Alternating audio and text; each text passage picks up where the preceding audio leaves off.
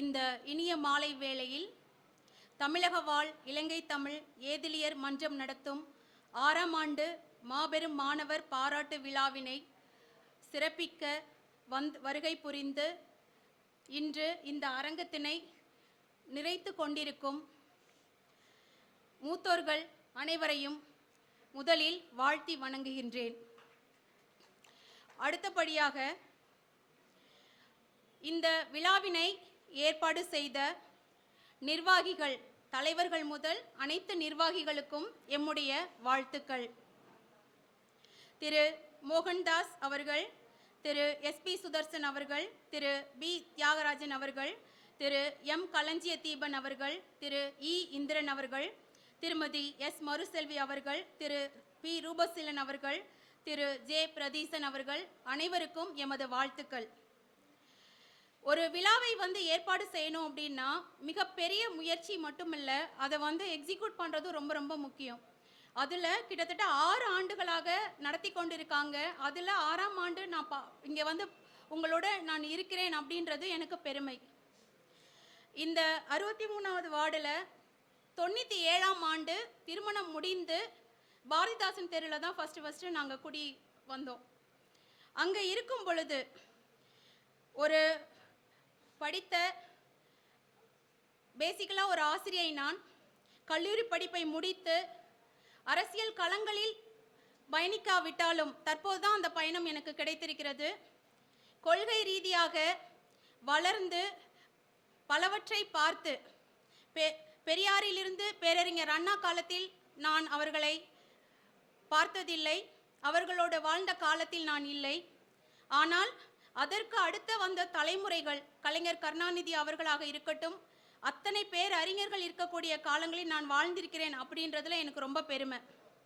இதில் தமிழ் பற்று அப்படின்னு சொல்லும் பொழுது இனம் புரியாத ஒரு வேட்கை, ஒரு தாபம், ஒரு அன்பு எப்பயுமே எனக்கு இலங்கை தமிழர்கள் மீது உண்டு. ஏன்னா செந்தமிழில் பேசுவது அவர்கள் மட்டும்தான். அந்த தமிழுக்கு என்றைக்குமே இணையே கிடையாது. ஏன் நான் அவ்வளோ தூரம் சொல்கிறேன் அப்படின்னா, நான் 97இல் திருமணம் முடிந்து பாரதிதாசன் தெருவில் இருக்கும் பொழுது டெய்லி ஒரு மதியம் நேரத்தில் பார்த்திங்கன்னா ஒரு வயதான மனிதர் சைக்கிளை உருட்டிக்கிட்டே டெய்லி போயிட்டே இருப்பாங்க. இது நான் டெய்லி வாடிக்கையாக நான் பார்த்துட்டே இருந்தேன். ஒரு நாள் எனது கணவர் வீட்டில் இருக்கும் பொழுது கேட்டாங்க, இவங்க யார் தெரியுமா அப்படின்னு கேட்டாங்க. நான் முரண்பட்ட கருத்துக்களை பேச இங்கே வரலை. ஏன்னா இங்கே அனைத்து கட்சியை சார்ந்த நாங்கள் எல்லோரும் இருக்கோம். கொள்கைகள் வெவ்வேறாக இருந்தாலும் நோக்கம் எங்களுக்கு ஒன்றே ஒன்றுதான், சமூக நீதியும் மனித நேயமும். மதத்தை சார்ந்தோ ஜாதியை சார்ந்தோ எது இருந்தாலும் அதற்கு எதிராக நிற்பவள் நான். அப்போ என்னோட கணவர் கேட்டாங்க, யார் அப்படின்னு. தெரியாதுமா அப்படின்னு. அவர் தலைவர் பிரபாகரன் அவர்களின் தந்தை வேலுப்பிள்ளை பிரபாகரன் என்று சொன்னார்கள். எனக்கு ரொம்ப புல்லரிச்சு போச்சு. எனக்கு என்ன பேசணும்னு தெரியல. ஏன்னா அரசியல் களத்தில் விளையாடுவதற்கோ, அது அரசியல் களத்தை பற்றி பேசுவதற்கோ அரசியல் புரிதல் இருந்தாலும் எனக்கு அது அந்த நேரத்தில் எனக்கு அந்த வாய்ப்பு கிடைக்கல. ஆனால் நான் அவரை பற்றி தெரிந்து கொண்டதுக்கு அப்புறம் பார்த்தீங்கன்னா அந்த நேரத்தில் நான் அதுக்கப்புறம் அவங்கள பார்க்கல. ஆனால் கேள்விப்பட்டிருக்கேன், மிக அருகில் தான் ஐயப்ப நகருக்குள்ளே தான் அவங்க குடும்பங்கள் வசித்தது அப்படின்னு சொல்லும் பொழுது, கொள்கைக்காக, சமுதாயத்திற்காக, தன்னுடைய குடிமக்களுக்காக ஒரு தலைவன் உயிரை கொடுத்தான் என்றால் அம்மா வீரனை இந்த மண், இந்த உலகம் உள்ளளவும் வரை என்றுமே அது மறக்காது. அதற்கு நான் இன்னைக்கு நான் ஒரு கல்விக்குழு தலைவராகவும் திருச்சி தெற்கு மாவட்ட மகளிரணி அமைப்பாளராகவும் இருந்தாலும் கொள்கையில் எனக்கு கல்விக்கு முக்கியத்துவம் கொடுத்து நடத்துகிறாங்க அப்படின்ட்டு தான் நான் இங்கே வந்தேன். ஆனால் இலங்கை தமிழ் வாழ் மக்கள் அப்படின்னு சொல்லும் பொழுதே எனக்கு அந்த ஒரு ஏக்கம் இருந்தது. என்னால் முடிஞ்சது ஏதாவது செய்யணும் அப்படின்றது மட்டும்தான். நிறைய சட்டங்கள், அரசியல் ரீதியாக நிறைய அரசியல் பெருமக்கள் இன்றும் போராடி கொண்டுதான் இருக்கிறார்கள்.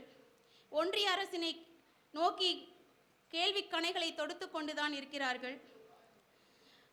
அரசியல் களத்தில் வந்து அனைவரையும் அனுசரித்து செல்வது மிக மிக கடினம். அது இங்க மிக மிக மூத்த அம்மா இருக்காங்க, இந்த அரசியல் களம் கண்டவர், அவருக்கும் நல்லா தெரியும்னு நினைக்கிறேன். ஒரு குடும்பத்தில் குடும்ப உறவுகளுக்குள்ளேயே கருத்து வேறுபாடுகள், என்ன சொல்றது, பிணக்குகள் நிறைய வரும். அப்படின்னும் போது இது ஒரு களம், அரசியல் களம். எங்கு சென்றாலும் இந்த அரசியல் களம் உண்டு.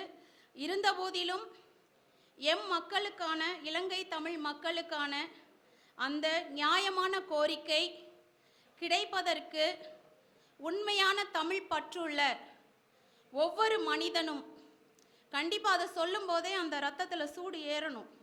அந்த தமிழ் பற்றுள்ள, தமிழ் உணர்வுள்ள மனிதன் ஒவ்வொருத்தருமே அந்த மனித நேயத்தையும் சமூக நீதியையும் கடைபிடித்து கண்டிப்பாக அதற்கு ஒரு விடிவினை கொண்டு வருவார்கள்.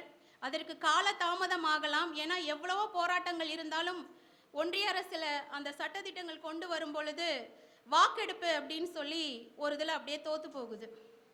இதுக்கு ஒரு நல்ல உதாரணம் வந்து இது மூத்த பெரியவர் ஒருவர் சொன்ன கதை தான் எனக்கு ஞாபகம் வருது. ஒரு ஹாஸ்டலில் வந்து உப்புமாவா நிறைய போட்டுட்டு இருந்தாங்களாம். அதனால அந்த உப்புமாவுக்கு வேண்டாம் அப்படின்னு சொல்லி எல்லாரும் போய் சொல்லியிருக்காங்க. அப்போது உங்களுக்கு என்ன தேவை எங்களுக்கு எழுதி கொடுங்க அப்படின்னு சொல்லும் பொழுது ஒரு அப்ராக்சிமேட்டாக எடுத்துக்கோங்க, ஒரு 100 பேர் இருக்காங்கன்னா ஆளாளுக்கு ஒன்று சொன்னாங்களாம். தோசை சொன்னாங்களாம், இட்லி சொன்னாங்களாம், பொங்கல் சொன்னாங்களாம். இப்படி அப்படியே பிரித்து பிரித்து பிரித்து கடைசி ஃபைனல் ரிசல்ட் அந்த முடிவு என்ன வந்ததுன்னா, அகெயின் தோசைக்கு 10 பேர், அப்படி பிரித்து பிரித்து கடைசி உப்புமாக்கு 11 பேரில் ஒரு ஓட்டில் திருப்பி உப்புமாவே வந்து நடைமுறைக்கு வந்ததான். அந்த மாதிரி தான் இப்போ இந்த அரசியல் களமும் இருக்குது. கொள்கைனா என்ன அப்படின்றது ஃபஸ்ட்டு தெரிஞ்சுக்கணும். பகுத்தறிவு சிந்தைனா என்ன அதுன்றது தெரிஞ்சுக்கணும். இதில் வந்து இன்றைய தலைமுறையினருக்கான போராட்டம் வந்து பார்த்திங்கன்னா மிக மிக கடினமானது மட்டுமல்ல, ரொம்ப கவனமாகவும் செயல்படக்கூடிய வேண்டிய தளம். அந்த பகுத்தறிவு சிந்தனையை கொடுப்பதற்கு மிக மிக முக்கிய அச்சாணியாக இருப்பது கல்வி மட்டும்தான். மாண்புமிகு பள்ளி கல்வித்துறை அமைச்சர் அவர்கள் வந்து அன்பில் மகேஷ் பொய்யாமொழி அவர்கள் என்றும் சொல்லுவார், கல்வி மட்டுமே ஒருவரை கரையேற்றுவது மட்டுமல்ல, அரசாங்க பள்ளி என்பது வறுமையின் அடையாளம் அல்ல, பெருமையின் அடையாளம் என்று. அதற்கான ஒவ்வொரு செயல்பாடுகளும் நடைபெற்று கொண்டிருக்கின்ற வேளையில் மாணவர்களாகிய உங்களிடம் நான் கேட்டுக்கொள்ளக்கூடிய ஒரே ஒரு வேண்டுதல் ஒன்றே ஒன்றுதான். இங்கே பேசிய தலைவர் சொல்லும் பொழுது சொன்னாங்க, அகதி முகாமில் வந்து நிறைய நன்மைகள் இருந்தாலும் நிறைய தீமைகள் இருக்கிறது அப்படின்னு சொன்னாங்க. சொல்லும் பொழுது ஒரு சில விஷயங்கள் குறிப்பிட்டாங்க. அதில் பார்த்தீங்கன்னா போதைக்கு அடிமையாகவதாக இருக்கட்டும், இல்லைன்னா எப்படி சொல்கிறது, ஒரு அரகண்ட்டாக ஒரு இதில் போய் பண்ணுறதா இருக்கட்டும், இதெல்லாம் நம்மளுடைய கண்ட்ரோலில் உண்டு. நம்மை நாமே கட்டுப்படுத்தக்கூடிய காரணிகள். கல்வி மட்டுமே நாம் உரிமையுடன் கேட்டு பெறக்கூடிய காரணி. அதை மனதில் நிலைநிறுத்தி கொண்டு நமக்கு எது தேவையில்லையோ, நமக்கு எது ஒவ்வாததோ, எது நமது மனித சமூகத்திற்கு மனித நேயத்திற்கு எதிரானதோ அதனை எதிர்த்து போராடுவதற்கு ஒவ்வொருவரும் தனித்தனியாக போராட வேண்டும். அந்த தனித்தனியாக போராடி இணையும் போது மட்டும்தான் அது சமூக நீதிக்கும் சமத்துவத்துக்குமான ஒரு தளம் வந்து அங்கே கிடைக்கும். அதனால அதை கருத்தில் கொண்டு கண்டிப்பாக கடினமான சூழல்களில் நிறைய நீங்கள் சந்திச்சுட்டு வந்துட்டுருக்கீங்க. அதற்கான ஒரு விடிவு கண்டிப்பாக பிறக்கும். ஏன்னா தமிழர்கள் மட்டும்தான். நம்மளுடைய வரலாறு வந்து பறந்து கிடக்கிறது. குமரி கண்டம்ன்றது நம்மளுடைய இலங்கையும் சேர்த்தது தான் அப்படின்னு சொல்லும் பொழுது அந்த வரலாற்று நிகழ்வுகளோடு நம்ம சேர்க்கும் பொழுது நமக்கான விடிவு கண்டிப்பாக பிறக்கும். மாணவர்களாகிய நீங்கள் எத்தனை தடைகள் வந்தாலும் உங்களுடைய கவனத்தை சிதறாது கல்வியில் செலுத்தி சிறந்த மாணவர்களாக நீங்கள் உருவாகணும். அதற்கான என்னை ஒரு சிறியவனாக நான் காட்டிக்கிறேன். என்னுடைய வாழ்த்துக்களையும் பாராட்டுதல்களையும் இந்த விழாவினை ஏற்பாடு செய்த அத்தனை நல்குணங்களுக்கும், இதில் பங்கேற்ற அத்தனை மூத்த உறுப்பினர்களுக்கும், பெற்றோர்களுக்கும், அனைவருக்கும் என்னுடைய மனமார்ந்த நன்றிகளும் வாழ்த்துக்களும். நன்றி.